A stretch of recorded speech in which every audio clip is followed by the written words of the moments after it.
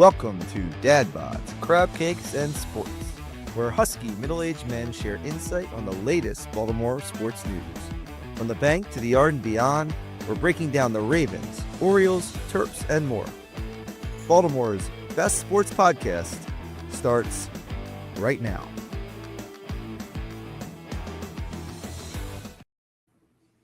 Good evening and welcome to Dad Bods, Crab Cakes, and Sports. Jason, Mike, and John together again. It's a beautiful thing here on January 22nd, 2026. Big day, guys. Big day. The Baltimore Ravens found their man. But before we get into all of that, we're going to talk Baltimore Ravens, the NFL coaching carousel, which is very exciting. Hopefully we'll get into some Orioles. Unfortunately, we have to listen to John out in left field. There's dedicate his love towards who's this week? Paul Skeens, Tariq Skubal, Livy. Nope, it's got to be a dude.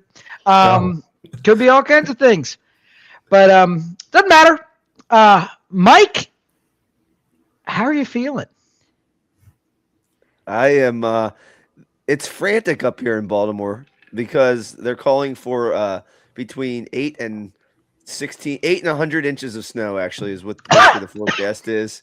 So Nobody knows because I think the government has stopped putting people into the forecasting centers. But we're guessing there's going to be a lot of snow. So I went to the Aldi's on Wednesday to grab just a few things, just like regular grocery shopping, some bread, milk, the normal things. And lo and behold, the shelf was completely empty because you guys both lived in Baltimore. You know how it gets when there's a chance of any snow.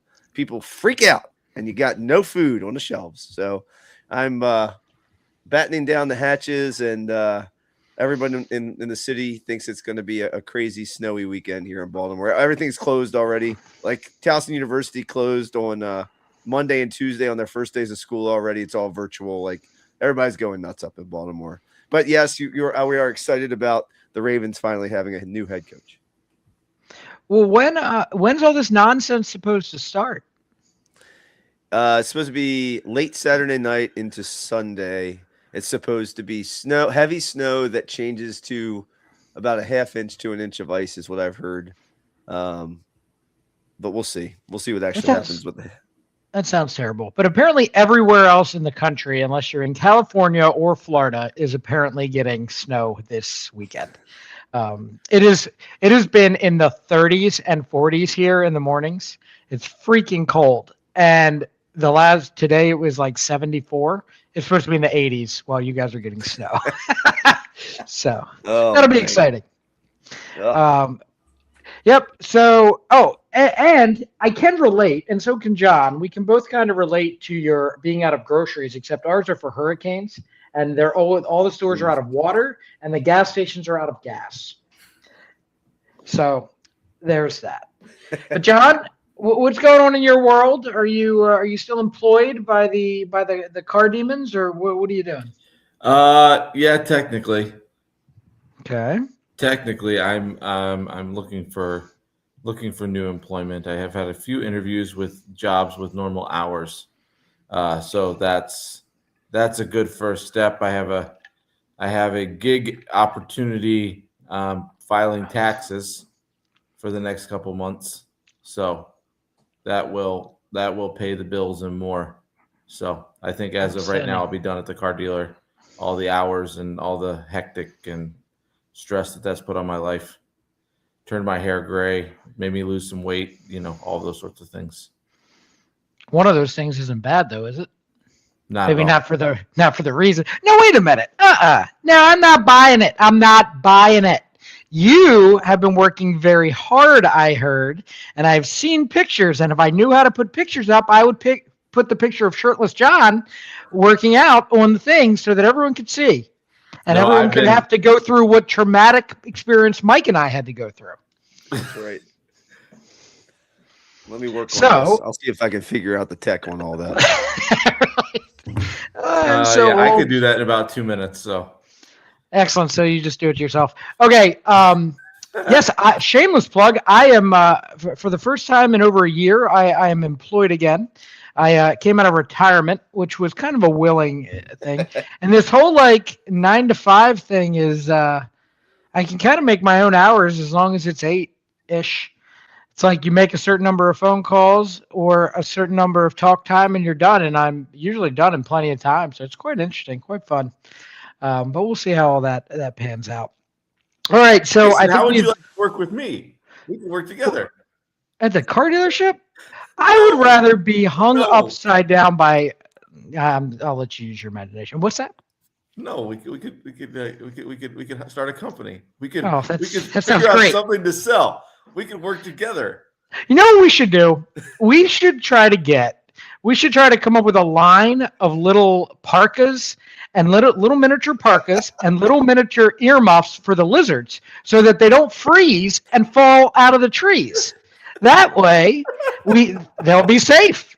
Because when it's 30 degrees in Florida, they fall out of the trees. But if they have little parkas on, they won't. I'm just saying. Think about it. Okay. Iguackets. Iguackets. Right. Outstanding. All right. So, yes, first line of business, the Baltimore Ravens have chose their man.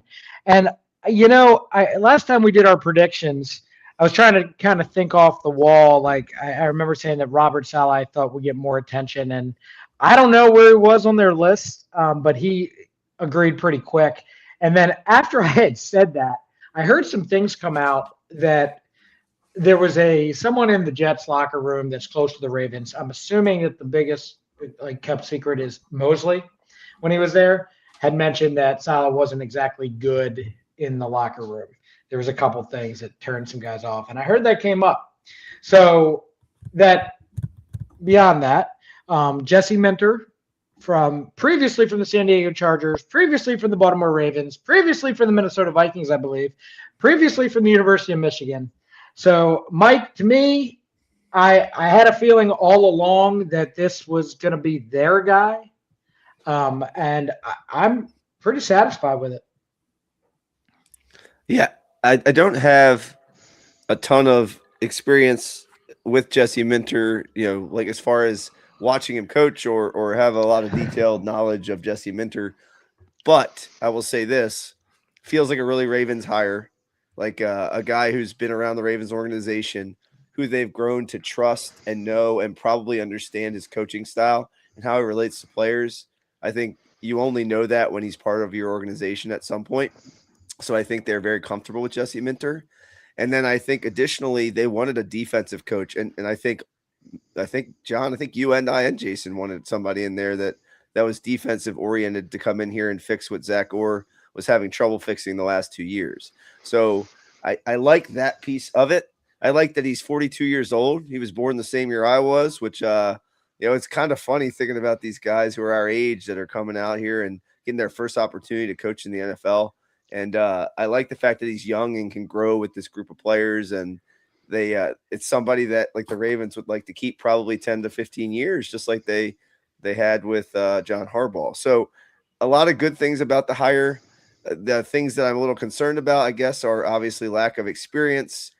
The things that Harbaugh struggled with were game management, in my opinion, and in-game maybe adjustments, because he wasn't really part of the offense or defense as far as play calling is concerned. So I'm hoping that Jesse Minter, especially defensively, can help us to hold fourth quarter leads, and that he will be better with, use of timeouts, use of challenges, understanding the clock management and that kind of stuff. So we won't know that till games kind of come and take place. So that's my thoughts. He's 3 years younger than when Harbaugh was when the Ravens brought Harbaugh in. And to me, he's very similar to Mike McDonald in the way he runs his defense. He rotates guys a lot, mainly in the secondary. So those corners get rotated an awful lot, which means we need more corners because, you don't. And I think it would, if Marlon's around next year, it benefits Marlon because he can get in and out. They can move him around. But he tries to keep those. I mean, Mike McDonald's famous for it, keeps those corners fresh for the end of games. So a little bit of Mike McDonald, a lot of from what I understood, he's not like the Harbaughs in the press conferences. He's not like charismatic. He's he's answers all the questions and he does everything in a way which when you like, this is what I heard from a lot of reporters that I follow, and this was all in a short period of time. He says a lot, but he doesn't give you a whole lot like that can be misconstrued, right?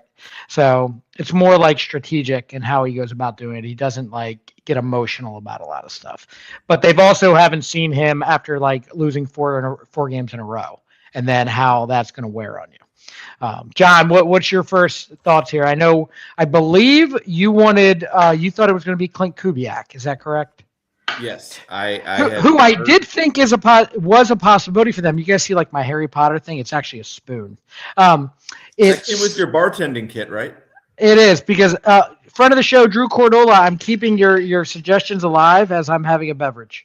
But I needed a big spoon to start. So, as I was saying. So speak softly. It's always good to be the big spoon, Jason. You want to be the big spoon. You don't want to be the little spoon. Clearly, that's what's going on. Yes, John. So you had said Kubiak, who I do believe was actually one of their top choices. It just not being able to interview him until next week. Oh, what the? Hey, look at that! It only took me 3 minutes or 5 minutes, but I did my best to make sure. Look at that, guys! John's dad bod is displayed in all its glory for everybody to see. Oh, John, you're looking good. I mean, just so you guys know, John, you're how many pounds down? I don't know. I haven't weighed myself in a long time. So John has actually gained weight, and this is what it looks like now. All right, I'm going to let it go now, John. All right, we're done. Here's your moment of glory. All right, that's glory? That's what glory looks like? Okay. We have gone off the rails. But, yeah, so Clint Kubiak, I think what happened there was that they didn't want to get in a situation where all the head coaches were gone when they could actually hire Kubiak, because they couldn't get an interview until, I guess, the week of the Super Bowl or the week before the Super Bowl. The week before, yeah. Right. That's when they can do their in-person interviews. So, John, what are your initial thoughts? Sorry, I didn't mean to. I think it's a good hire. I think if you look at our season, what happened early in the season was we scored 40-some points a game, but we lost. So we needed to get somebody in here who's going to put that Ravens defense back to the standards of the day. You know, it's been a number of years since we've been at that high standard. But in just looking at him, he wasn't even a defensive guy when he played. He was a wide receiver at Mount St. Joseph's in Indiana, and then Notre Dame, Cincinnati, Indiana State, Georgia State. Then the Ravens hired him from Georgia State. Then he went to Vandy as a defensive coordinator. Then took Mike McDonald's job over at Michigan. Then the Chargers, and then now he's here with the Ravens. So he's got some good experience at kind of different levels of football. On that defensive side, and as I read about the things that he did when he was here earlier. With the defensive backs and things, they were drawn to him. Is what the articles and things that I read was the players liked him. He was very like similar to like the way Harbaugh is, like a player's coach, and they were very successful with that defensive backfield when he was here from 17 through 19 before he took the job at Vandy.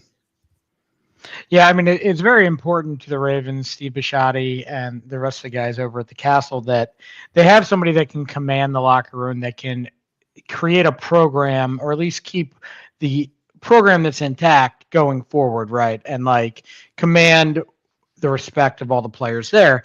And I think they've achieved that thus far. Now things can change once they get to training camp and all this other nonsense, but as of right now, it does seem like a positive hire. One of the other things that I wanted to mention here, based on what John just said, if you guys ever notice around the league, all the best offensive minds have some of the best defenses. So Shanahan, even McVay sometimes, Brian Billick when he was here. And I really do think that it's because they choose the coordinators that they want, right? Because they're scheming against the best defenses in football, so they know what they want their defense to look like to be able to do that.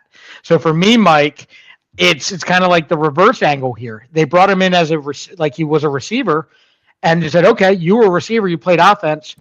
What are the defenses that are harder for offenses to deal with?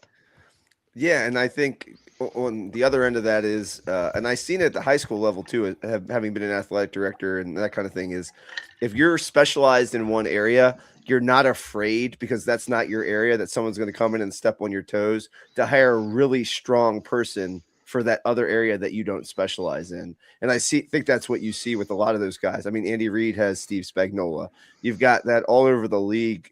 And I think that's part of the reason you see some of these offensive guys, not only because obviously they know the opposite of what they're looking for, whether it's a receiver or a quarterback, those types of things, but additionally because of that aspect of it. So I'm excited for the fresh take on things. The bottom line, though, and boys, we talked about this as the season ended. It's all going to matter about what the personnel changes that happen. I mean, the line changing, the schematics of the defense changing, all that's going to play a huge role. And Jesse Minter's going to have his hands all over all that stuff. But Eric DeCosta's got some work to do before any of that even begins. And I don't think that it would have mattered who the defense. I know everybody wanted to give Zach Orr a hard time. I'm not so sure the outcome of the season would have been all that crazy if, let's say, Jesse Minter was the defensive coordinator, because like you just said, Mike, I think the personnel was lacking in a lot of areas. I mean, when you count on Kyle Van Noy as being one of your top pass rushers, and if he's injured, all things go to hell. Like that's not what you want. Not your 30-plus-year-old guy out there. Changes have to be made. They have 11 draft picks. I've been talking about like every allocation and free agency and everything should be forced into that, into the trenches, offense and defense. Like you need 2 new guards on offense in my mind. You can keep your tackles. You can work with that. Maybe you draft the future left tackle at 14. Maybe he's there. You draft him and you put him at left guard like they did with John Ogden when they drafted him his first year. If he's capable of doing that, which I assume he would be. I mean, Faalele's 9 feet tall and he can play guard. So it's not out of the realm. You're being generous there, Jason. You're being very generous there at saying he can play guard. He can occupy the space of a guard. Can he block and play guard? I don't think so. He can also be a turnstile. So, I mean, he's great at all those things. I mean, let's just be honest. I think it's like if we're sitting here flapping our gums and saying all this stuff, I mean, it's clear to them what needs to be done. For whatever reason, they were unable to do it last year. Part of that might have been John sticking to his gun, saying, no, I can work with this guy. I'm not so sure that was the case. But now you're going to have, like, I was thinking, John, did you want to say something before we keep going? I was thinking, when you lose your Pro Bowl defensive tackle, who they have to double team, they have to bring a extra blocker in for Matabike, I think that's not something you account for in the offseason. So I think that has a lot to do with the outside pass rushers, because you're not getting that push in the middle. So your guard is able to slide over if your center can handle it one-on-one. And then our outside rushers, you could see it between this year and last year, where Van Noy was getting double teamed this year, where last year they had to choose, you're going to get Matabike or you're going to get Van Noy. And that I think is probably the biggest hit we took all year in terms of pass rush and things. It's just Matabike not being in the middle. Yeah, and I mean that's going to be a thing. Obviously, they're kind of hush hush about that right now, which makes me very nervous. And they've said some things that are just like, oh, here we go again. Like, but you guys saw the cap hit. I sent you the cap hit. I did. Yeah, but I think there's ways they can. So I was reading about that, and there's ways that you can soften it, depending on the actual like injury release, retirement, and blah blah blah. There's ways to make it work, but it's not pretty. It's pretty ugly. It's $30 million, I think, for 4 years. I think you can absorb it all in 1 year, and then still have like you can do it so that it hits you hard on 1 year, but still be able to have a little bit of operating costs. So, or they just leave them on the roster for a little bit and just keep paying them, and put them on IR before the season starts. I'm sure you could do that. That way you're down a guy, but it's not killing you in the cap. So they do need to hire an offensive and a defensive coordinator. As far as the offensive coordinators go here, there are a couple interesting things. I think there's a relationship with Cliff Kingsbury, who I've made it known that I would love to hang out with Cliff. I think he'd be a good time. However, glad he's not our head coach. But I'm not so sure that's the offense that I want run in Baltimore. A lot of shotgun, which means a lot of not Derrick Henry, and a lot of air raid type situations. So another interesting thing that I'm thinking, does anybody else find it very interesting that Mike McDaniel hasn't made anything official yet in LA, and how a little flippy floppy could potentially, since he interviewed for the offensive head coach thing? Mike, I find it interesting that during their head coaching situation, they're also interviewing for offensive coordinators, but doesn't the head coach get to decide who's going to work for him? I mean, in theory, but I also think that the Ravens brass is going to have a little bit to say about where they go offensively as well. And obviously, they talked about Lamar Jackson being kind of brought in, at least in a way in which he can contribute some thoughts. He's not making – Steve Bisciotti made it clear he's not making any decisions, but he is being consulted. And you know what? If you were an offensive coordinator anywhere, and maybe you're a head coach who lost your job, but you're an offensive coordinator like a Mike McDaniel, like, why wouldn't you want to work with Lamar Jackson and Derrick Henry? Like, I can't imagine there are much more – exciting offenses, or if that's your offensive guru mind, imagine having those two in your backfield. Like, it's an exciting possibility. So I'm not saying that what you said is where there's smoke, there's fire, that maybe Mike McDaniel's coming this direction. Lamar, I saw an article with the headline about Lamar and liking Kingsbury. I'm not sure if that's how real that is. And then, obviously the Kubiak thing is probably out the window now at this point.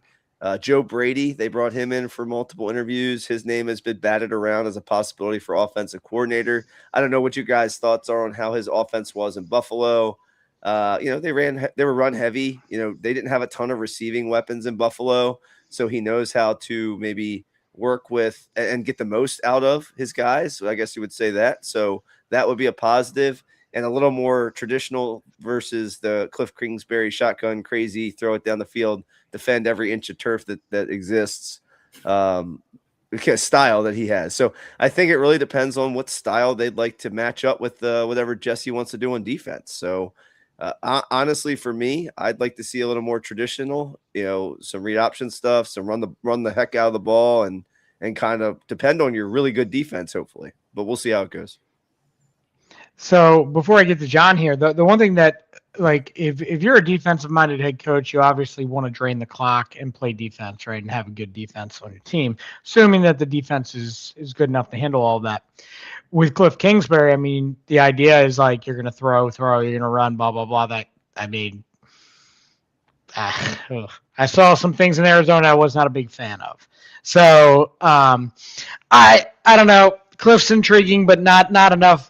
And yes, you did read, and I heard from on Kevin Ostraker's Locked On Ravens show that Lamar and the receivers are impressed and threw their cards on the table for Kingsbury. So I don't know what that means. Probably, if I'm thinking of it, I'm thinking Kingsbury's the flashy hire. Joe Brady might be the safe hire. And then there's guys in between. I mean, Mike McDaniel's a genius, right? Or Mike McDaniel, whatever his name is. Not Mike McDonald, Mike McDaniel. John, what are your thoughts? I would like to see a guy who comes in and just runs the football. I don't think we have the weapons to spread it out 5 wide. I mean, Kingsbury's going to want to do that, and that's what Lamar played with at Louisville. At Louisville, that's what won him a Heisman Trophy, was that spread offense, which gave him lots of running lanes. But you got to remember, he's turning 30 this year. So, or is he 29? No, I think he's turning 30. I think he's 20. I think he's 29. I think he'll be 30 this year, this next season.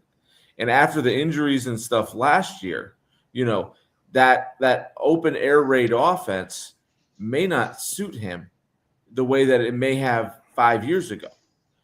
So I really think that, where we become dangerous is when you get Henry going, get Keaton Mitchell going, get Justice Hill going, and then get that play action pass where then Mark Andrews finds that nice sweet spot 20 yards downfield, and we're able to do that because, we don't, again, like we talked about a couple weeks back, we don't have a number one receiver to stretch defenses, to go up and get the jump balls, to do those sorts of things. We got Zay Flowers, who's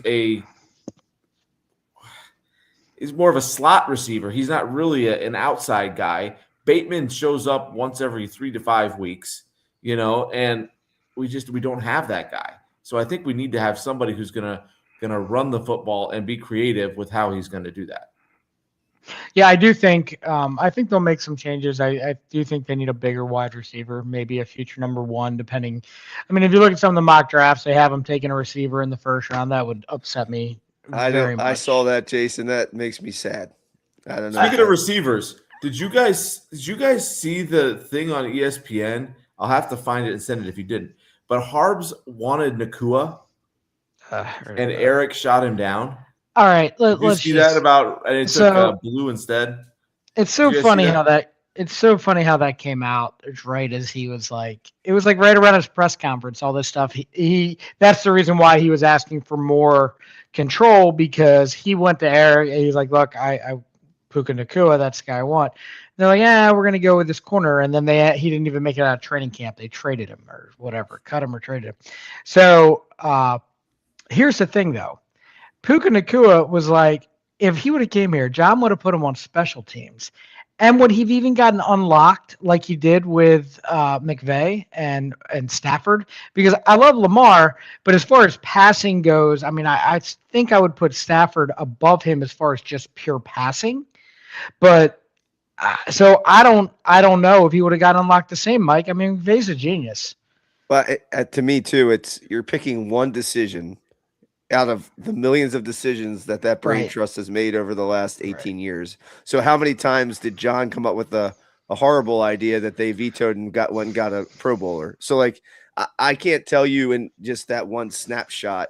I think we've just blown this completely out of proportion at this point, because like you said, Jason, in the moment we're trying to build up John. And of course, like I said, I want to see John be successful, but let's not get carried away. All right. Well, here, last thing I wanted to mention, because this has been bothering me, and I'm just curious to what you guys think. I think I know what John thinks because he's a little princess. But as far as what's really been pissing me off is reading these different fan pages. And yes, it's Ravens fans like that are driving me crazy. And everyone is talking about like, oh, we don't want Jesse Minter because he's too much like Harbaugh. We don't want McDermott because he's too much like Harbaugh. What's wrong with Harbaugh? What's wrong with Sean McDermott? Those guys, all that they have done in the last 9 years for McDermott and 18 years for Harbaugh is win football games. So did some things get stale? Maybe. But the culture's set here. So why not bring a guy in that knows how to win football games from guys that have taught him how to win football games? Mike, it irritates the hell out of me because I'm like, okay, great. Let's just bring this guy from Denver in that's 30 years old. He was a quarterback for 1 year in the NFL, and he's behind Sean Payton. Let's just give him the keys to the castle. I think, again, when you're a coach, you are basically put together from every coach that's ever you've been around, that you've been with. You're molded by those people, whoever you had as a coach when you were a player, and then whoever staff you were on. So you look at the background of these coaches and to see, who their mentors were, and it gives you a pretty good idea what they know, and a pretty good track record of success. So, I mean, to be around John and Jim Harbaugh, I think are both really, really important things. And they're not the same coach, John and Jim. They're not the same coach, but they obviously have some identical philosophies regarding character and what it takes to build a team. And they have a track record of success, both of those coaches in the NFL, and Jim, obviously, in the college ranks as well. So I think you should be excited to have somebody who has been around those people. And also, it's kind of the same culture the Ravens have had for years. And you don't want to lose something that was a good thing. you want to build on that and you want to bring things that are a little different to that. And like I said, John's issues were game management and in-game adjustments. And if he can fix those things and continue to build, and the culture was not an issue in Baltimore, continue on that culture that has been really, really good for the last decade or two. John? Well, and look at the defense. You have 3 first-round picks. Well, I mean 4 if you count Marlowe, but you got 3 first-round picks in that defensive backfield, and Minter, that's kind of his thing. Everywhere I've read, his thing is the defensive backfield. So look at those 3 first-round picks, and whoever we're going to have playing the opposite corner of him, and if Marlowe comes back, then get him in the slot and those sorts of things. But I think it's the right. They talk about the coaching trees, right? They talk about how all these guys are from Andy Reid's coaching tree and from the Shanahan coaching tree and from this, that, and the other. Well, Minter comes out of the Harbaugh coaching tree, and the Harbaugh coaching tree comes out of the between Jack, their dad, and Andy Reid with John and those sorts of things. But look at that coaching tree. Look at the success that both John and Jim have had. Like you guys said, look at each of them have been to a Super Bowl. Jim has won a national championship.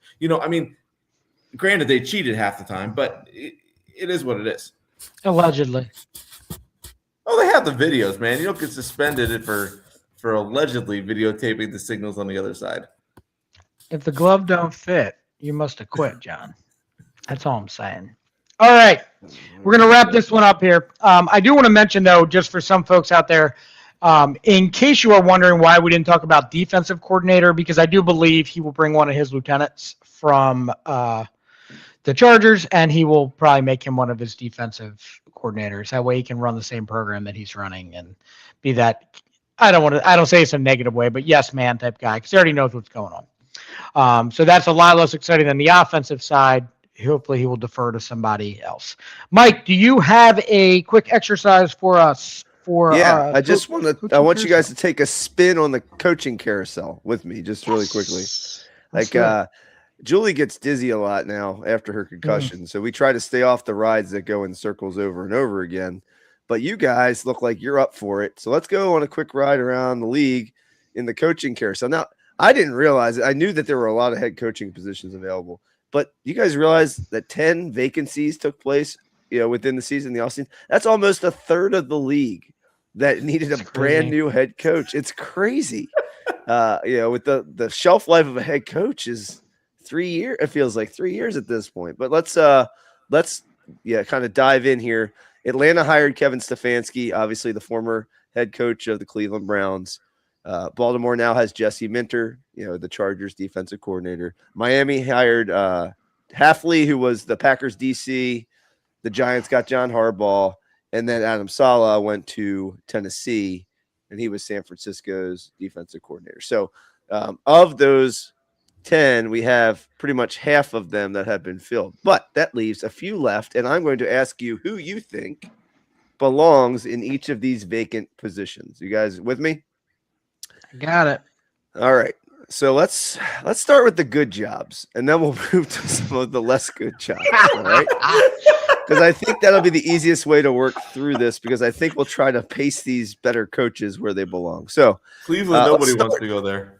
I think Buffalo is the best vacancy available, if you guys don't disagree with me. So with Buffalo getting rid of Sean McDermott after their playoff loss in Denver, that position becomes available. You have Josh Allen in place as a dominant MVP caliber quarterback, and James Cook, a lead rusher. So where do they turn for a head coach? John, let's start with you, and then we'll get Jason's thoughts. I would think if Clint Kubiak's going to get a job, that's the job that he would want if he doesn't come to Baltimore as the offensive coordinator. I think if somebody's going to hire him as a head coach, I think Buffalo for him to work with Josh Allen and hope, they need to draft some offensive weapons. They need to get some offensive weapons there to go around Josh. But I think that, like you said, is the most attractive job because they have an established quarterback there. Clint Kubiak's actually one of the ones here. I'm between two here. I'm going to go with Davis Webb is who Buffalo decides to go with. I do think that what Buffalo did in their press conference might affect people wanting to interview there. I mean, their owner pretty much stepped in it and said some pretty crappy things, literally. Um, I'm going to say because of that, that Clint Kubiak might not have as much interest, but I'm going to go with if Clint Kubiak doesn't take this job, by the way, I'm not so sure he has a head coaching job because I don't think he wants to go to Cleveland. So for the sake of being different than John in our argument, I'm going to say Davis Webb. Yeah, he's an intriguing choice to me too. A young up and coming coach, and I think Buffalo would have some definite interest in both those guys. All right, let's look at I would think Pittsburgh probably is the next best vacancy out there. You hate to be the guy who follows the guy. Mike Tomlin was the guy, but you know what? Bill Cowher was the guy, and Chuck Noll was the guy. So they've had guys that have followed the guy. Who's the next guy to follow the guy in Pittsburgh, Jason? Chris Shula, hands down, not even a question for me. It's the easiest decision out of all of these. He fits the mold of what Pittsburgh wants in a head coach. They've only hired 3 of them before Tomlin, right? I mean, or 2 of them before Tomlin, and all of them have something in common. They were assistant defensive coaches that were in their 30s, and Chris Shula fits that exact T. So I think they keep that going, and that's who they choose. Johnny boy. Just to be different from Jason, I think that they'll go with Anthony Weaver. He's experienced with the AFC North. He's a defensive guy. He's I think he's in his 30s, and I think he's gonna fit that mold. I mean, he's a Raven. He's an AFC North experienced guy. So just to be different, I think Anthony Weaver, and I think they just brought him in for a second interview I saw on TV. You got to remember. You got to remember too that they have. I mean, I hate this. I hate talking about it. I don't like the rule because I think it demeans everyone. But that Rooney Rule is in place to hire minority coaches. So obviously, certain teams have to meet things. I'm not saying that Anthony Weaver was only a minority coaching opportunity, but Flores, all these guys, some of them. Anthony, he's been there twice now, though, so you only have to do it once. So, right, you have to do it in person once. I was thinking, what did he do the first one in person, or was the first one remotely? I don't know off the top of my head. Right, exactly. I'd be curious too. It doesn't, like you said, Jason, it doesn't seem to fit the mold, but I know Mike McCarthy's name's been mentioned there. I know that Sean McDermott's name has been mentioned there. Any possibility that they sign a veteran coach that is a defensive mind, maybe? I mean, I guess anything's possible. It does not fit their mold in any particular way. The reason why that family is the way they are and they're successful and they have been for so long is because they do things. Certainly, I mean, every coach they've ever had has won at least one Super Bowl, right? So, and they've been there for a god awful amount of time. And McCarthy,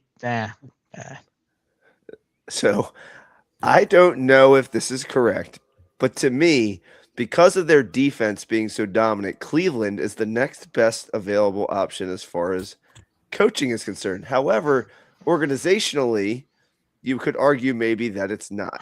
But let's go ahead and take a look at the Cleveland Browns. And, they have Shedeur Sanders right now and Dylan Gabriel, and they have a really good defense. So if you're looking at positives to go into Cleveland, you can look at those pieces to build on.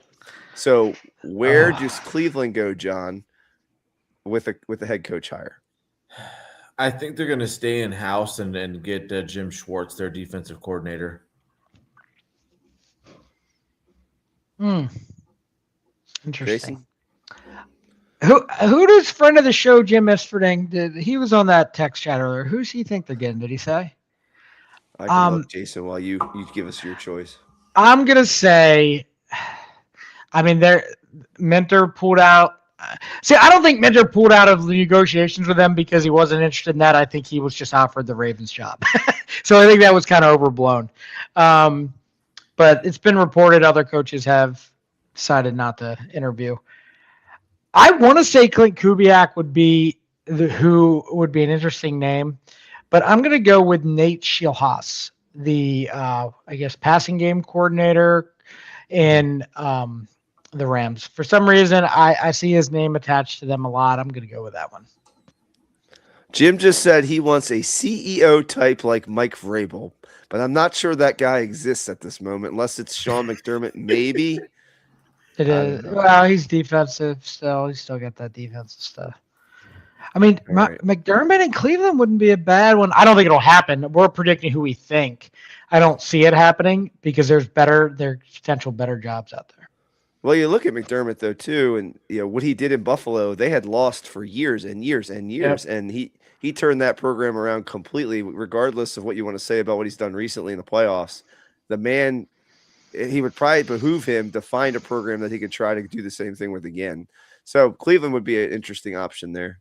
All right, let's look at it's Arizona and Vegas, so the two jobs remaining. So let's just hop on down to Arizona, where it's hotter than probably where you guys are in Florida, where the seat was so hot that they got rid of their coach.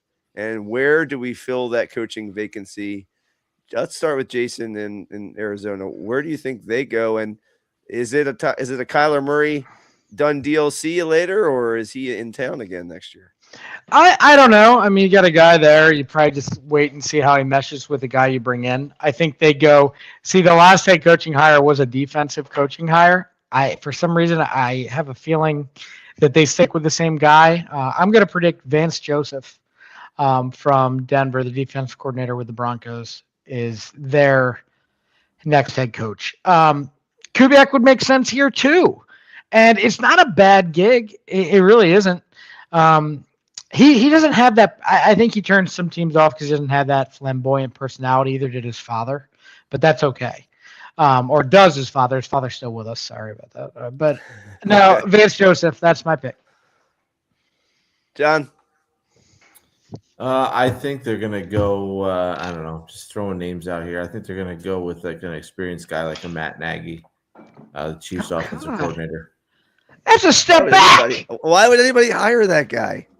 Well, because the Cardinals can't win, so So just go along and keep not winning. That's the plan. Oh, good. I like that. Why not? Well, all the defensive studs that they have come this way. We win here. Yeah, just not as many this year as normal. Dude, John, Steve, you were. Steve said, "Why isn't Dion the coach of the Browns?" Because he's smart.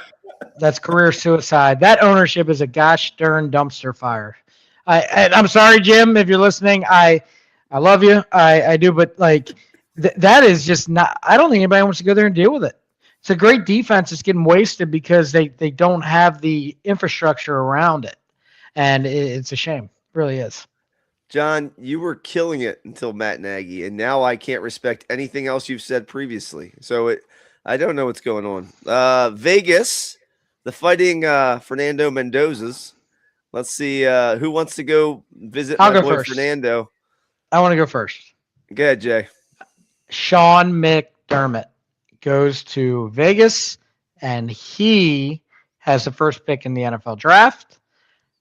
And I think that I don't think Mason Crosby gets traded. Did I say Mason Crosby? No, that's not what I meant. Max Crosby. But Mason Crosby can get traded. I hate him anyway. I'm not a big fan. But yes, no, Max Crosby does not get traded, and they kind of build off of that there. But yeah, draft who you want. But not, I think that they give him the keys. What are your feelings on Bing Crosby? Do you have any feelings on Bing? I mean, you want to dig him up? He can perform at halftime. That'd be great. All right, John. I think they're going to bring in an offensive guy. I think it's going to be somebody like a Matt LaFleur from the Rams or a Clint Kubiak. I mean, I think it's just going to be a matter of who does Clint Kubiak or who grabs him first or which job appeals to him the most, because he's going to have offers all over the board. They interviewed his brother Clay too, which was kind of weird, but I'll go with that. He's moldable. Clay is moldable because of his name. Done. So that's probably part of the reason. Yeah. Terrific. I mean, I don't know, like Mike, what's your thoughts on some of these moves? Just I like the idea of Shula in Pittsburgh. I agree with you, Yeah. Jason. I feel like that's 100% like a Pittsburgh move, and I like Shula too. So I think, yeah, I would have to like the guy they pick. That makes a ton of sense. So that one makes sense to me. I kind of like the Kubiak to Buffalo, John. I like that pick that you had. I like the idea behind him with an offense that he wants to choose to be with, and that makes a lot of sense because I think he's going to have the choice, like you said, of a couple jobs. Um, I don't know about Anthony Weaver in Pittsburgh. I'm not sure if they want to go that direction. I'm not sure about that one, John. And then, when it comes to Arizona, who cares? I really don't care. Someone needs to make them relevant, so they better not hire Matt Nagy. That's all I know. Ah. It'll definitely be interesting. The way things that keep coming out. For some reason, maybe the Clint Kubiak thing gets rolled into next year, Mike. Kind of like what's his face in Chicago, where it's like none of the jobs were good. I mean, Buffalo's probably the best one. If they're interested in him and he's interested there, I mean, I don't know. Like Davis Webb to me, it's just if they want to pivot. Because, like I said, that owner might have just changed things for coaches wanting to come in. But I don't know. Things will be getting interesting. All right. It's everybody's favorite segment. I don't know how Mike and I get through it, but John out in left field. You It's may called take the alcohol, floor. Jason. All Alcohol. right, Oh, yeah. guys. So this one's Cheers. going to be an interesting one tonight. I worked hard on this. Very Oh, difficult. God. Jeez. I just out in left field. Out in left field tonight, titled, "What if John Elway had played for the Baltimore Colts?" Because if you've ever been in a Baltimore bar or a Thanksgiving dinner, you've heard it, right? If John Elway had played here, the Colts would have never left, which sounds great, feels great, and also ignores everything else that was on fire when the Colts were here. So we're going to set up the scene here. 1983, the Baltimore Colts are not rebuilding. They're actively collapsing. 4 head coaches in 5 years. No offensive weapons. A bad defense. And an 0-8-1 record in 1982. The leading receiver, Matt Bauza, 22 catches, 287. And remember that name because it's more important later. Mostly because no one else caught anything either. Quarterback, Jim Pagel, throws for 1,200 yards, 5 touchdowns, and 7 interceptions. So when people say Elway would have fixed it, what they really meant is Elway would have needed a miracle and a time machine. So remember the 1983 NFL draft. There were 8 future Hall of Famers drafted. John Elway, Dan Marino, Jim Kelly at quarterback. And then Eric Dickerson, Darrell Green, Bruce Matthews, Jimbo Covert, and Richard Dent. So a quarterback draft, it almost looks fake, right? So the Colts are the number 1 pick. Naturally, nothing goes smoothly. So what if Elway played in Baltimore? Well, let's start with the fantasy. What if John Elway actually plays for the Baltimore Colts? The uncomfortable truth? He doesn't save the team. And that's not disrespect. That's reality. He's walking into no offensive line, no receivers, no defense, and a coaching staff so unstable it needs a warning label. And that's not a rebuild. That's a trust fall with no one behind you. And people forget, Elway wasn't great in Denver. His rookie year, he gets benched. The team goes 9-7, make the playoffs, and Steve DeBerg is running the offense. So even Elway needed help. So over the 16 seasons, Elway had 2 losing seasons and 3 500 seasons. His Super Bowls, the final 2 years, with 2 Hall of Famers, Terrell Davis and Shannon Sharp, and 2 stud receivers in Rod Smith and Ed McCaffrey. That's not Elway dragging a franchise. That's what happens when you finally stop asking your quarterback to do everything. If Elway goes to Baltimore in 83, best case he drags them to 6 or 7 wins. Worst case, he's throwing to Matt Bouza and asking, hey man, you getting open eventually? So what if the Colts trade back? Now this would be the smarter road. What if the Colts had traded back? They could have built the roster, stockpiled picks, and taken Marino or Jim Kelly. Instead, they move to Indianapolis and invent something truly special: the never-ending Colts quarterback experience. From 1984 through 1997, the Colts start Matt Pagel, Art Schlichter, Jack Trudeau, Gary Hogeboom, Chris Chandler, Jeff George, Jim Harbaugh, and a bunch of guys who look like their names need to be on a LinkedIn profile for an investment firm. That's not a QB room, that's a spelling bee. That stretch alone answers the question, Elway or no Elway? Someone was still getting blamed every year. And here's the real joke. People say, if Elway stayed, the Colts would have been fine. Meanwhile, Indianapolis spent 14 years auditioning quarterbacks like it was American Idol. Sorry, Jack Trudeau, we're going to go in a different direction. Gary Hogeboom, thanks for coming. Chris Chandler, we liked your tape, but go to Atlanta. Jeff George, okay, never mind. Go to Houston. At that point, the playbook should have said quarterback TBD. So the real question is, would the Colts have stayed in Baltimore? So here's the real question. If Elway plays, if they draft better, do the Colts stay? The short answer is probably not. This move wasn't about football. It was about the stadium issues, the ownership drama, the money, and a relationship past saving. At best, Elway delays the move. He does not stop it. Baltimore loses the Colts. It just has some better highlights on the way out. So, if Elway stays in Baltimore, Denver drafts Marino or Kelly, careers change, the AFC looks different. But here's the irony. Elway became Elway because he landed in stability. Baltimore at that moment had 4 coaches in 5 years, 1 Matt Bauza, and a quarterback depth chart that would later haunt Indianapolis for over a decade. That's not stability, that's foreshadowing. So here's the final ruling from out in left field. John Elway didn't refuse to play for Baltimore. Baltimore just ran out of time before anyone, even John Elway, could have saved it. John Elway wasn't the quarterback who could have saved the Colts. He was the quarterback who proved how broken they already were. And that's me out in left field.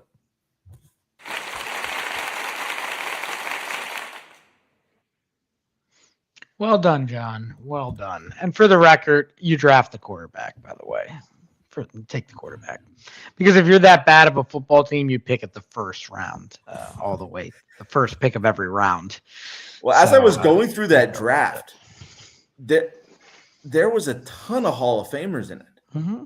Just in that, I mean, they could have traded back and got, Bruce Matthews to shore up the off. I mean, there's a bunch, but I mean, there was a whole bunch of other things going on outside of the football field, Sure. Drunk, perverted owner. Absolutely. That's what happens. All right. John, well done. Thank you for that. All right. This next segment, we just wanted to touch on the Orioles and Major League Baseball. Not a whole lot going on with the Orioles, but around baseball, all kinds of things moving and shaking. Oh, man, just today, Mackenzie Gore's traded to the Rangers from Washington, and then Freddie Peralta also last night goes from Milwaukee to the Mets. So the Mets not quietly, but very quickly made a bunch of moves. I don't know if they're a much better team than they were, but they're a different looking team, Mike. But the Peralta move for me, they gave up 2 top prospects for it. To me, I never want to give up that much for just 1 year. They gave up more, I think, for 1 year of Peralta than the Orioles gave up for 1 year of Burns. Yeah, I mean, I think they're very open to an extension in the Peralta camp. So I think if they end up extending Peralta, the deal makes a lot of sense. The one guy is the guy is a 5-tool guy, and he's a very good prospect. And then the move they swung for Luis Robert that Jason, I know you had spoken about earlier, how you thought that might be a move the Orioles make maybe midseason last year. It didn't work out, but we'll see how he pans out in New York. I'm not sure that a pressure-filled situation, like a situation in the Big Apple, is the best situation for a guy who's struggling and who needs to prove himself. But maybe a fresh start will help him out. And they, in the blink of an eye, they've got a center fielder. They've got an ace starting pitcher. and they got a bat in the middle of their lineup to replace what they lost in Alonso. Not the same type of bat with Bichette, but somebody who can hit for some power and get on base and change their lineup potentially. I mean, just think about it, though. Yeah, I mean, Bichette, Roberts, and then with Soto and Lindor. I mean, to me, you can do all kinds of things there. The idea would be to somehow get Robert to not have to bat towards the bottom of the lineup because just by default and get him in some protection for some of those big guys. And he might see a lot better pitches, right? I mean, Chicago, it was just him. There wasn't anybody else there. I mean, Montgomery, it was Montgomery, the shortstop, the rookie last year. I mean, he's got 30 home run potential, but that was it. In Chicago, wasn't a lot other than that. I like the move. I really do. I think it's an under the radar move. They need a defensive defensive center fielder. They have the defense up the middle now with Lindor and with Bichette. They both hit the crap out of it.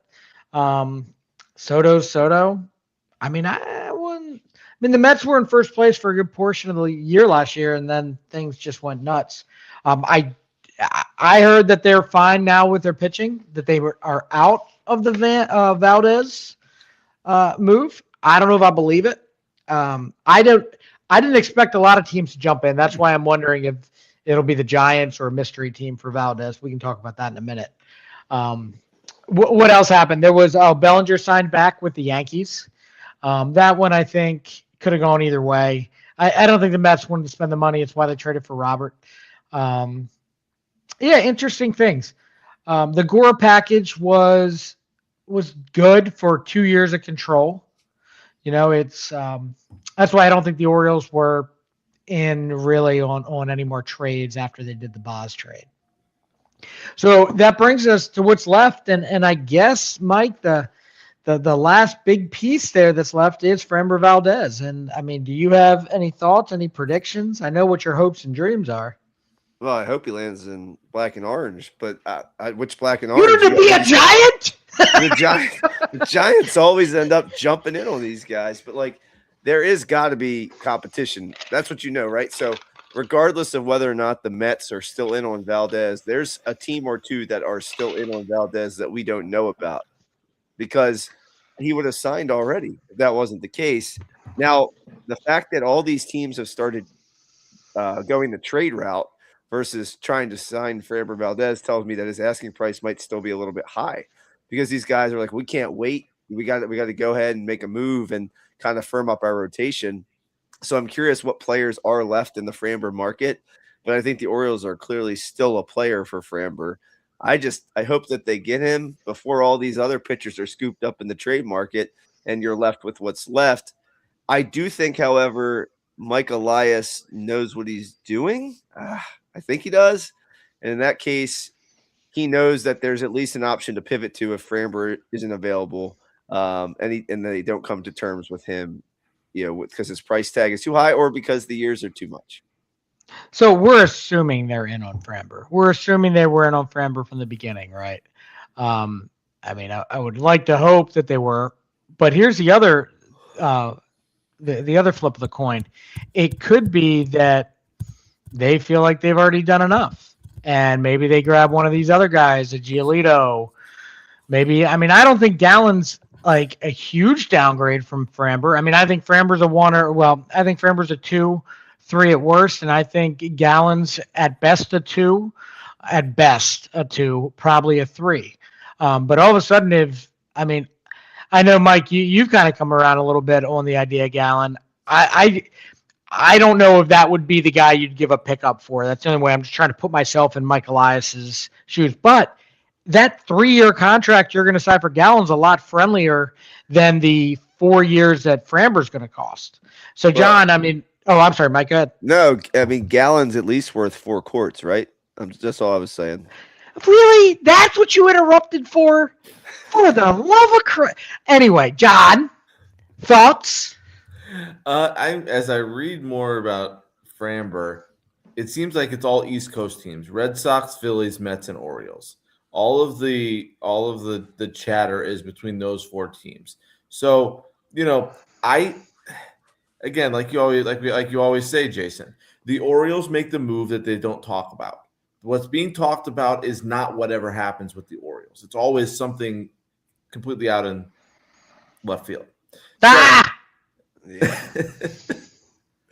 So anyway, but I love the Luis Robert to the Mets. I think that it's a low risk, high reward sort of thing that I think he's going to give them the stability in center field. The same reason they traded for Mullins at the trade deadline last year. They needed a defensive center fielder, and I think Roberts from what I read, what you had just said is spot on.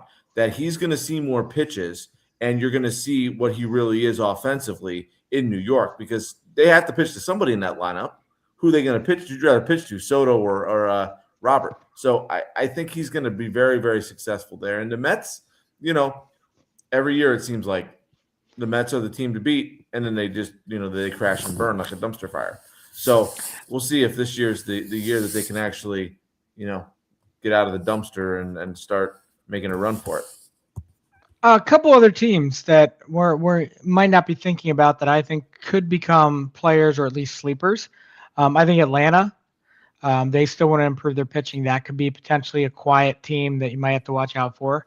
I think Arizona could be one too, because if they don't, obviously not signing Gallon back, why not try to give out his? I mean, they made a run towards the end of the year that made things very interesting as far as trying to win the division.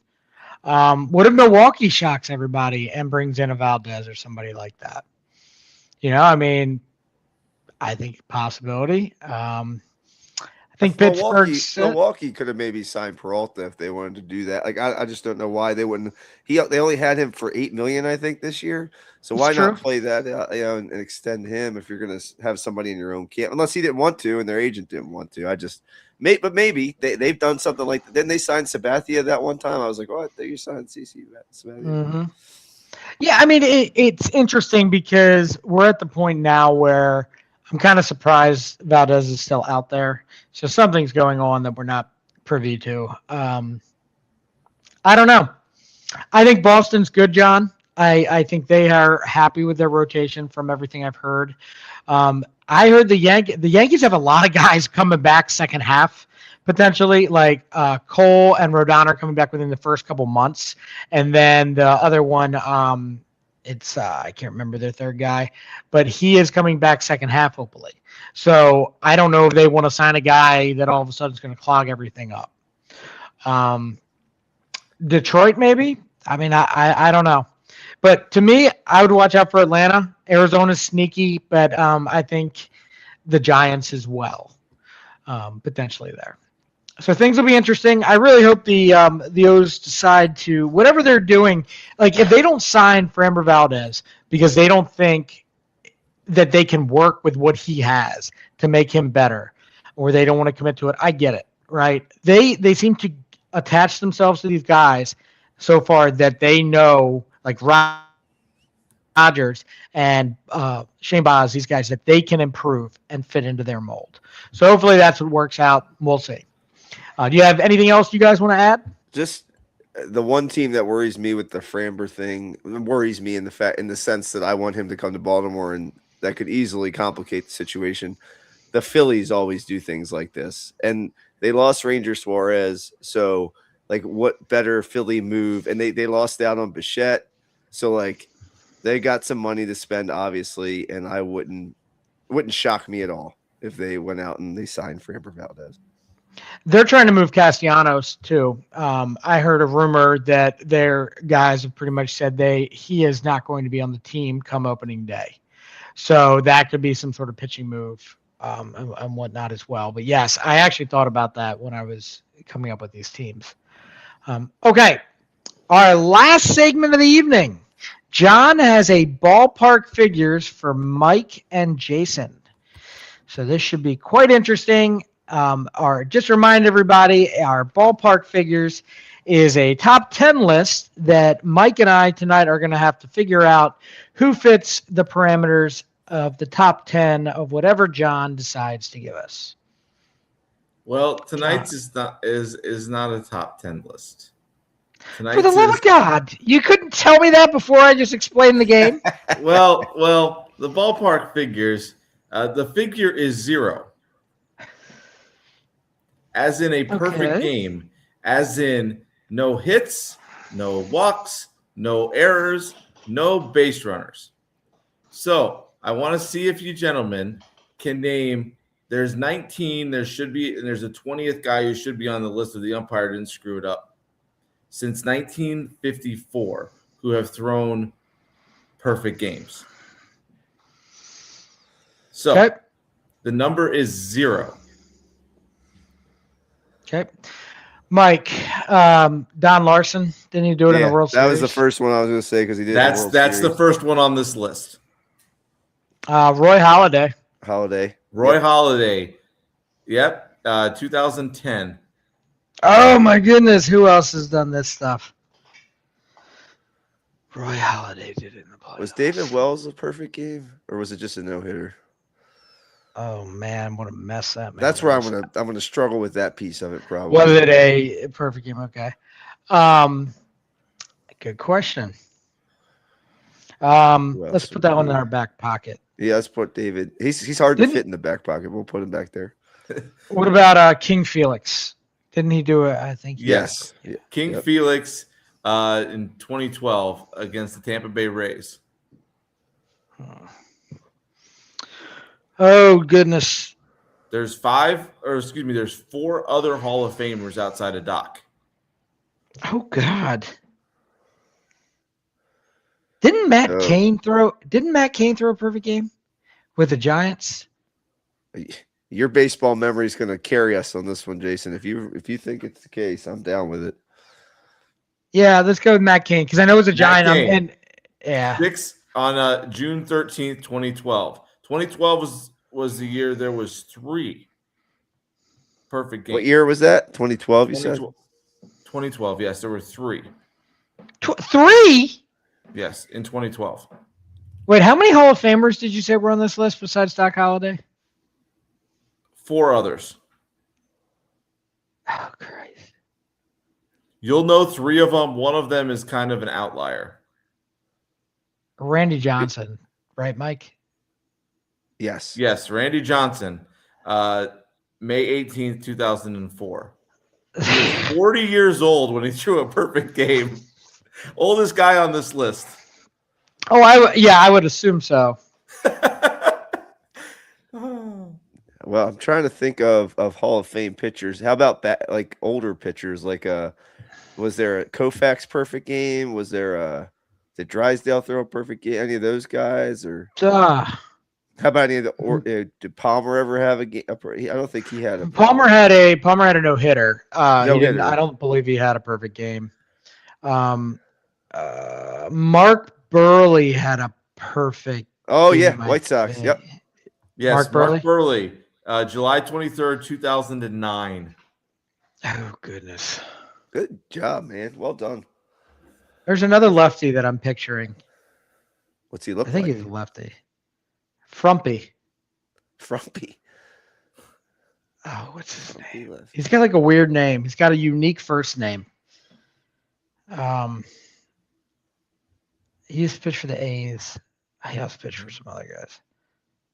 He's got a big beard now. Dallas Braden. Yes. Also pitched for the Astros. Yeah. Sorry, Mike. Dallas Braden? No, dude, take it away. I'm here to watch. I don't know. Like, I'm gonna be honest. Okay. I'm running low here on some of these. Need the popcorn meme or whatever. Let me give you a couple hints. Okay, there was 2 years ago. You've said the name of one of them. David Wells, Mike. You're right. I think it was a perfect game. Yes, David Wells. Yeah. All right. David Wells helped. The 17th of May, 1998. There's another one you said as well. Really? Yeah, you said another one as well. I wonder if it was I did, Jason. I did or Mike? I think you did. Oh, I did. Oh crap! There's one guy on this list. I believe he played for the Orioles at one point in time. Or no, there's 2 guys on this list. I believe who played for the Orioles at one point in time. Well, but they didn't do it with the Orioles, right? Didn't El Presidente throw one? Dennis Martinez. Yes, Dennis Martinez threw one. 7/28, 1991. So Oh! you've said one of these guys. What about the gambler? What about Kenny? Kenny Didn't Rogers. Kenny throw one? I remember Kenny. Yes, Kenny Rogers. The same date, 3 years to the day after Dennis Martinez for Texas Rangers. I don't know how you have brain space for this. Dude, Jason. I'm telling you, perfect games though for me or something. Okay, so you got three Hall of Famers left on this list. How could I not All get any of the old Hall of guys. Famers? Old guys. I was thinking of another guy. What's his face? That played for the Yankees. He played for the Blue Jays. He played for the Mets. Al Leiter. You like Not ice cream in close. these? David Cohn. Yes, David Cohn. David Cohn, 7-18. Orioles. No, he didn't play. That was Jimmy Key. See, John Jimmy screwed me up. Key, yeah. I said that before. And how much older? What generations of Like older? in the 60s.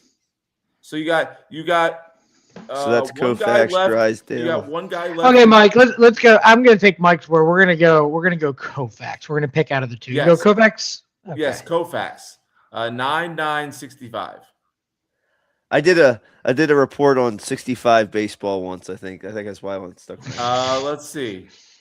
There's a couple guys I don't even know who they are. There's one Oh. guy who has a name similar to an aquatic animal. Catfish Hunter.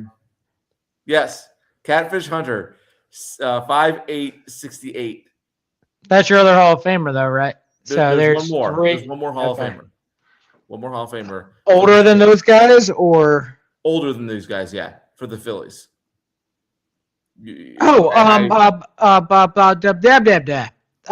Seaver. Tom. No, wait, that was No, that was the Mets. No. It's Steve Carlton. Carlton. No. No. Strike one. Is that our strike? No, I'm winning the strike. Okay. One Who's guy old has Phillies? the same name as a Royals short. Has the same last name as a Royals shortstop. Witt. Bobby. Was it Witt? his father? Was it his father? No, or it wasn't his uncle? father. It was his It's the uncle, same, wasn't it's the it? same last name. Aren't they related? I believe they are. Wait, Mark? No, Mike. It would be a guess because Yes, Mike Witt. Mike Witt, yeah. Okay. 9/30/84 with the California Angels. Is that spelled the same or differently? It's the same. So you got two newer guys. You got a guy from 2 years ago with the Yankees and a guy with the White Sox in 2012. You're missing those two. We said Burley, right? That way is it Yes. different? Yes, Different there's than a Burley? different a journeyman guy who I think he may have had 25 career starts. Oh God, who was Total. in that rotation? And what year? 2012. They were 12. bad in 2012, weren't they? Wait, John, tell me the two guys we're looking for again one more time. So you have a guy from 23 from the Yankees and a guy from 12 for the White Sox. Then you have a couple others that are back in the day that you probably won't get. Okay. He just Who else was in most that White recent Sox guy. staff, Jason, that made it to the World Series in 05? Or was that? Oh, I What thought he year? said 2012. didn't he? 2012. Oh, never mind. So it's that's the later. year the Orioles made it to the playoffs. I don't think they were good then. So that would be a tough one. I don't think you would know this. I didn't know this guy. Okay, and then the think Yankees most of the other from ones on the list. 23. God, who's So in that Yankees- rotation? Who's the guy you said it was hurt? It's not him, is it? Who's coming back second half or this year? What's his name? Me?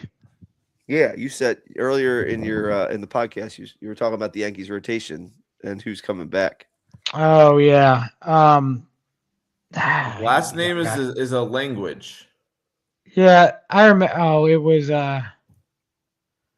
What year was it? 23. Oh, it's 23. Isn't this guy like? Didn't he have like a lot of issues off the field and stuff? Yeah, I believe he did. I hate this guy. Like, it's like a terrible human being. But It's not my brain's still Portuguese, is thinking it? about. No, I'm just kidding. I'm just kidding. My brain is still going on that White Sox. I can only think of one guy that might be in that rotation then, and I don't think it was him. So I only know one rotation member. Do you want to guess it? But Sure. how many strikes do we have? You have one. What's his name? Humber? Phil Humber? Yes, that's Phil Humber. Really? Yes, 2012. He had Well a terrible career otherwise. I think That's the only guy. And the only reason I know it is because I think he pitched against the Orioles once. I was like, who is this guy? And then he was like a bullpen guy, I think, too. Then the most recent guy was with the Yankees. What about 23? I know this is like, what about Cy Young, Mike? Do you think Cy Young would be on here just because of his name? Yeah, Cy Young's on here, but I said 56 or newer. Oh, okay. Yeah, because you would not have gotten Lee Richmond, John Ward, Cy Young, Addie Josh, Ernie Shore, Charlie Robertson. I would have Cy Young clearly I would have got because I did. Well, yeah, but none of these other guys. I wasn't gonna subject you to these other guys, so I can give you the remaining guys if you'd like. If you'd like to give up, I don't want to give up yet. I want to know who this Yankee pitcher is. it happened 2 years ago. No, Well, almost 3 years ago. Almost 3 years ago. you're kidding. His last name is a language.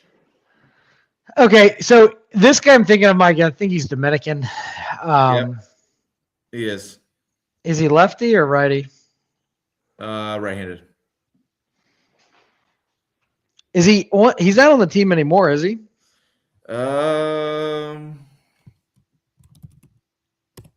Let's see.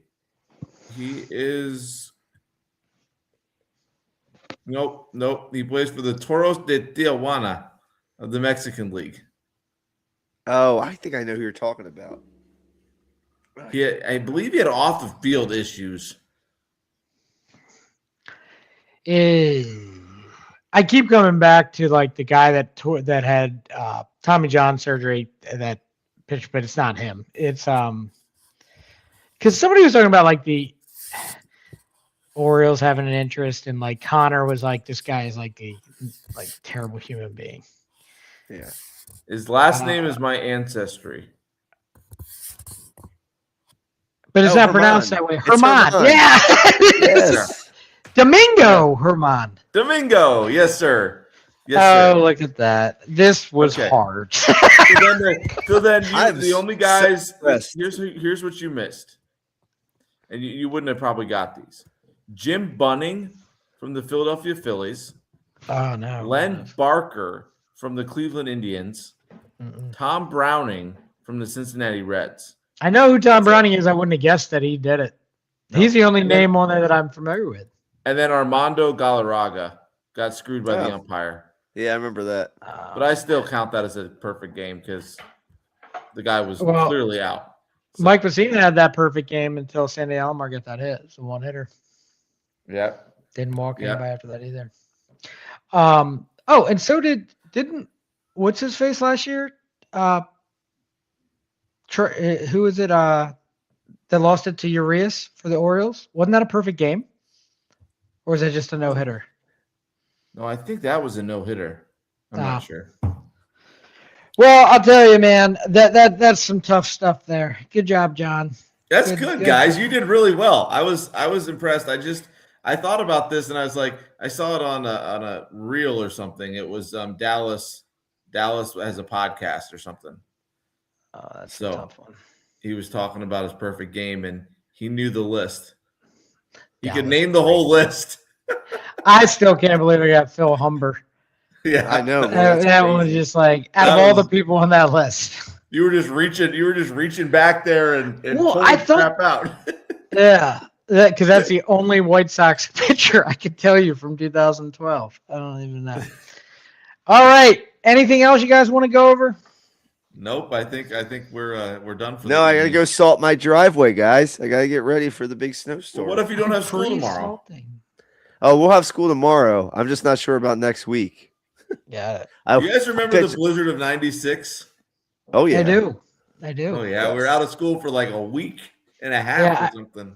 I remember the snow coming down, and then the snow being frozen, and then me and my brother taking our hockey skates and ice skating around the entire neighborhood on the grass because it was all frozen.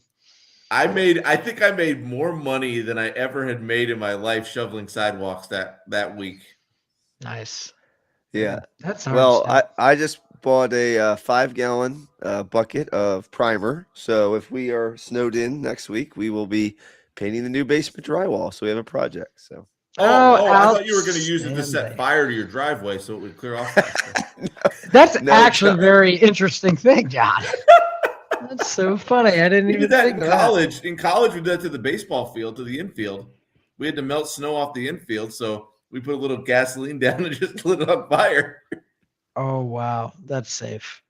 Yeah, That's really well, safe. you know. All right. Well, you on learn. that note, yeah.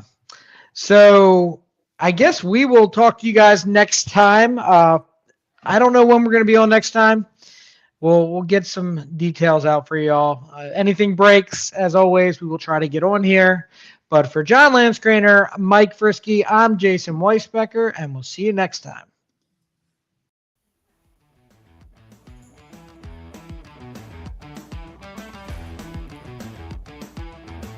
Don't forget to subscribe to Dad Bods, Crab Cakes, and Sports on Red Circle, Apple Podcasts, Spotify, Amazon, or wherever you get your free podcasts. And while you're at it, leave us a review. It really helps us out. We're trying to spread the good word about Baltimore sports far and wide. Follow us on social media for more behind-the-scenes actions, memes, and bad sports takes. You can find us at Dad Bods, Crab Cakes, and Sports on Instagram, and Dad Bods, Crab Cakes, and Sports on our Facebook page. Until next time, keep rocking those dad bods, eating those crab cakes, and never miss the game.